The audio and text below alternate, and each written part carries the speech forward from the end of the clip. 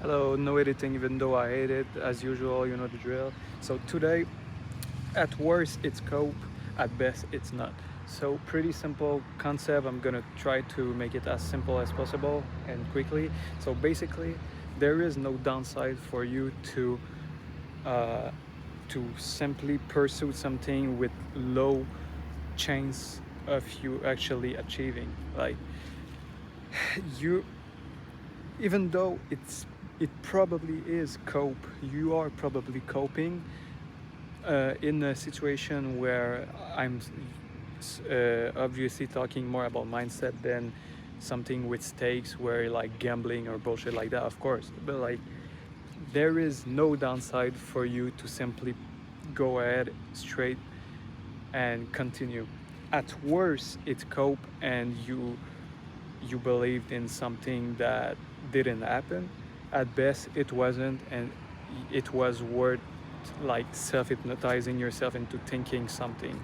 So, and of course, there is like the placebo effect where when you actually believe this shit, like that's, I personally believe in manifesting, but I think it's more than simply like some godlike power. I think maybe part of it, but I think a big part of it is also placebo, where your mind is really deeper than you think. In the subconscious is more powerful than you think and is able to make you move in ways you wouldn't be able if you didn't believe in it, sort of. So I think there is no downside for you to do it.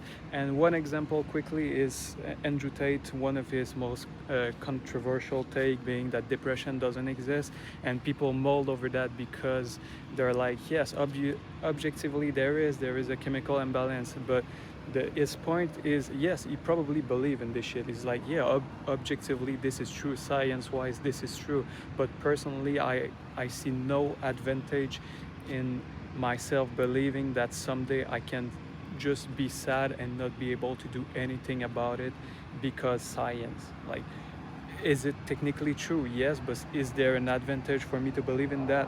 No. So that's his point. And people have so deep rooted in that identity in being depressed and being hopeless and being the victim, sort of to speak, that they take offense in you not believing in it. But of course, as unless he's retarded, he knows that it's a real thing, but he, there is no upside for you to believe in that, you understand? So that's a bit similar to that. And yeah, just self-hypnotize yourself, not in dumb ways like gamble or bullshit like that, you know what I mean? And at worst it's simply bullshit, that's it. But just keep going.